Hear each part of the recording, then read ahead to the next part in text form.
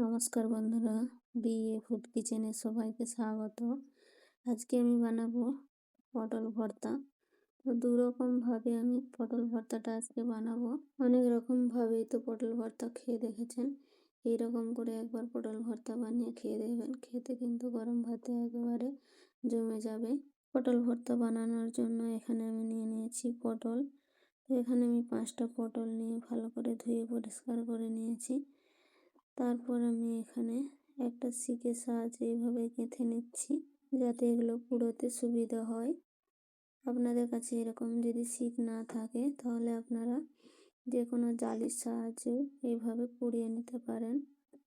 তো আমি এবারে গ্যাস জ্বালিয়ে এগুলো দিয়ে দিয়েছি গ্যাসের উপর। গ্যাসের ফ্লেমটা এখানে মিডিয়াম রেখেছি।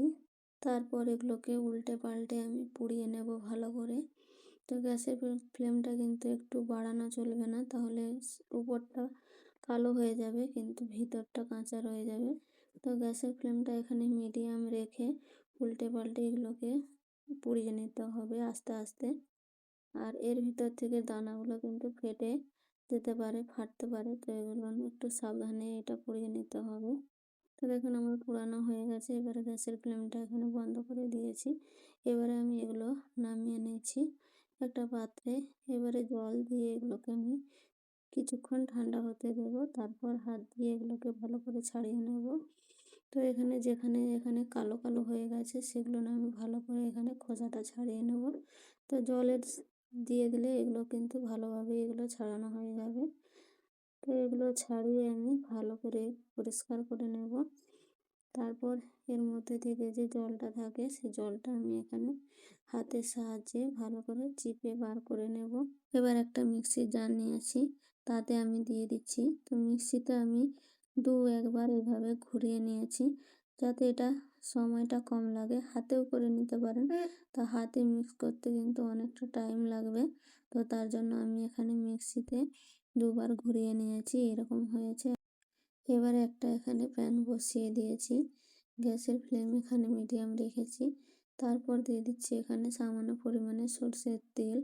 সরষের তেলটা গরম করে দিয়ে দিচ্ছি এখানে রসুন কুচি। তো রসুনটাকে একটু নাড়াচাড়া করে লাল করে ভেজে নেব। ভেজে নিয়ে দিয়ে দিচ্ছি এখানে আমি পেঁয়াজ কুচি আর এখানে কাঁচা লঙ্কা কুচি। তো পেঁয়াজ, কাঁচা লঙ্কা, রসুন সব কিছু একসাথে ভালো করে ভেজে নেব। তো ভাজাটা আমার ভালো করে হয়ে গেছে। তারপর দিয়ে দিচ্ছি এখানে চিলি ফ্লেক্স। তো আপনাদের কাছে চিলি ফ্লেক্স না থাকলে আপনারা গোটা লঙ্কা ভেজে এইভাবে গুঁড়িয়ে দিয়ে দিতে পারেন। তো আমি এখানে চিলি ফ্লেক্স ছিল তো দিয়ে দিলাম। তারপর এটাকে কিছুক্ষণ ভেজে নিয়ে এবার আমি পটলগুলো দিয়ে দেব। তো পটল আমি এখানে 2 রকমের করব, তাই হাফটা পটল এখানে আমি দিয়েছি আর হাফটা এখানে পরে আমি ব্যবহার করব। তো এবারে দিয়ে দিচ্ছি এখানে স্বাদ মতো লবণ।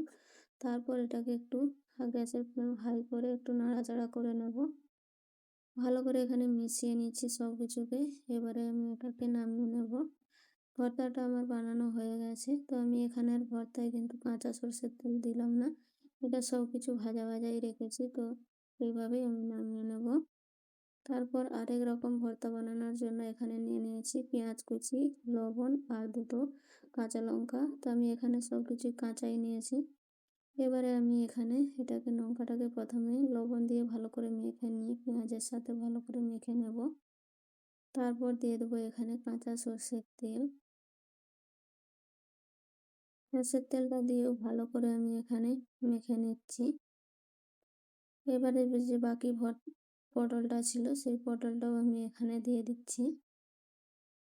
এবারে সব কিছুকে ভালো করে এখানে মেখে নিতে হবে। তো ভালো করে আমি এটাকে হাতের সাহায্যে মেখে নেব। তারপর উপর থেকে দিয়ে দিচ্ছি এখানে আরও একটু সরষের তেল। এবারে আমি ভর্তাটাকে প্লেটের উপর তুলে নিচ্ছি। তো 2টো ভর্তার মধ্যে কোন ভর্তাটা খেতে বেশি ভালো লাগবে সেটা আপনারা কমেন্ট করে আমাকে জানাবেন। 2টো ভর্তাই কিন্তু অসাধারণ হয়েছে। তো দেখতে কিন্তু যতটা সুন্দর হয়েছে খেতেও কিন্তু খুবই ভালো হয়েছিল। তো আজকের ভর্তা রেসিপি যদি ভালো লাগে লাইক কমেন্ট করে শেয়ার করে আমার পাশে থাকবেন। আর নতুন বন্ধু হয়ে থাকলে চ্যানেলটাকে সাবস্ক্রাইব করে দেবেন। শেষ পর্যন্ত দেখার জন্য অসংখ্য ধন্যবাদ।